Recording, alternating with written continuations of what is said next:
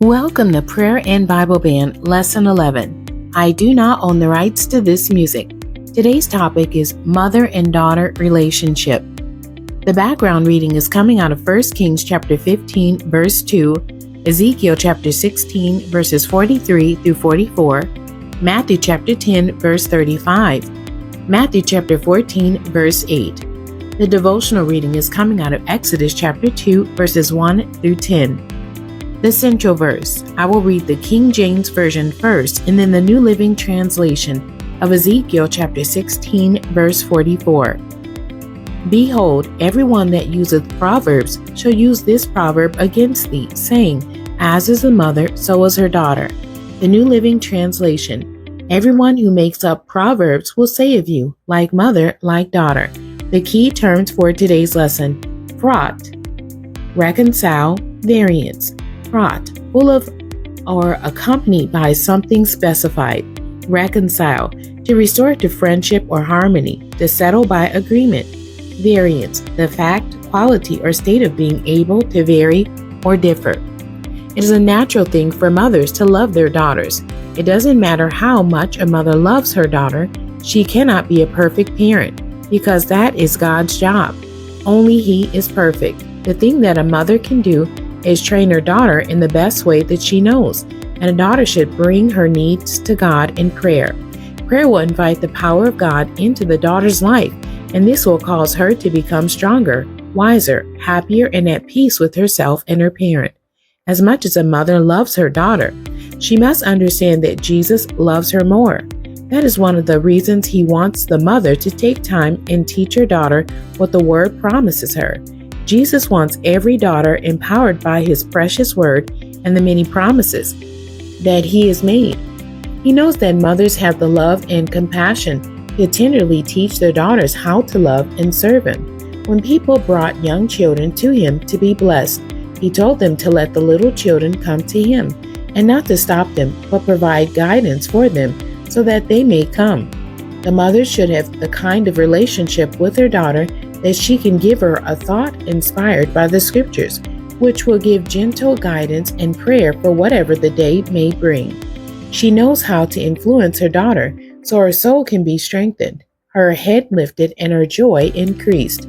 A good mother and daughter relationship should allow the mother to speak into her daughter's life, giving godly advice, encouragement, and motherly love from a place that others cannot. Motherhood is one of life's most joyful yet most challenging gifts, and only God can help a mother to get it right. There is much said about mothers and daughters in the Scriptures. Any woman who has had a good mother knows the value of a good mother and daughter relationship. A good mother knows how to help her daughter possess confidence, live free from insecurity, and not compare herself to unrealistic ideas. She knows how to give guidance so that her daughter may see herself as God sees her, beautiful and wonderfully made, a special jewel with great potentiality. Where there are confident mothers, there will be confident daughters. Sometimes, because of misunderstanding, relationships between mothers and daughters can be fraught with hurt, tension, and miscommunications. But a wise mother will know how to speak life into that relationship with powerful words that will usher in healing for their wounded hearts and rebuild, restore, and reconcile their connection. It is all right to say, I'm sorry. Jesus said in Matthew chapter 10, verse 35, that He came to set at variance the daughter against her mother. Mothers must learn to take one day at a time, or one moment at a time, knowing that they are living in a technology-driven, fast-paced world. They must remember that daughters of this era only know of this technological age. Their minds cannot conceive some of the concepts or methods that were common for their mothers.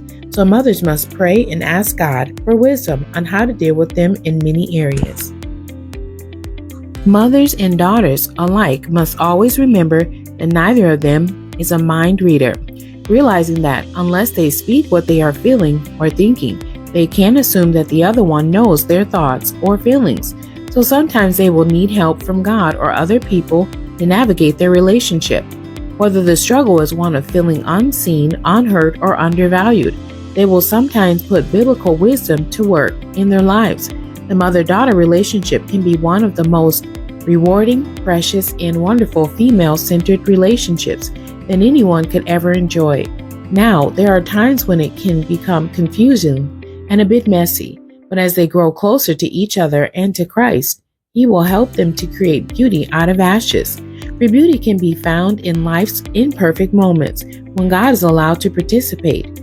God made mothers to support daughters on their womanhood journey and to help them become the women that they were created to be. God needs daughters who will have hearts tender enough to rock babies in the still of the night when necessary, but strong enough to let them spread their wings and fly. We have the story of Jochebed, a Hebrew, the daughter of Levi and the mother of Miriam, Aaron, and Moses. She was the wife of Amram as well as his aunt. Jochebed was a slave in Egypt and was one of the descendants of Israel that was being oppressed. The Pharaoh had decreed that all their baby boys were to be killed because he feared that they might become too powerful. When Moses was born, Jochebed hid him for 3 months until she could no longer do so. Jochebed must have had a good relationship with her daughter Miriam, for when she could hide Moses no longer, she waterproofed a basket and put the child in it. She and her daughter took it to the Nile River and released him in the flow of the river. They placed it in the area where Pharaoh's daughter would usually take her bath. Jochebed probably had a very good talk with Miriam and gave her instructions about what to do if Pharaoh's daughter came to bathe, and she left her there to watch over him. As they had suspected, Pharaoh's daughter came to bathe in the river, saw the basket, and heard the baby's cry. She had the basket rescued and saw that it was a Hebrew baby. She was moved with compassion when she saw him and decided to adopt him. The sister of the baby came forward and suggested that she find a Hebrew woman to nurse him. Pharaoh's daughter agreed, and Miriam called her mother, who was asked to take care of him. Jochebed nursed her son until he was old enough to be brought to Pharaoh's daughter, who adopted him as her son. Because of a mother and daughter's teamwork, Moses grew up and was educated in Pharaoh's house. He later became the leader of God's people and led them out of Egypt. The questions for today's lesson. Number 1, name something special about a mother-daughter relationship. Number 2, what makes a mother-daughter relationship good? Number 3, what can a mother do to help their daughter grow? Number 4, who was Jochebed and what did she and her daughter do that was notable? The essential thought, the daughter can be as great as the mother, for as the mother is, so is the daughter. The end. God bless you and thank you for joining me today.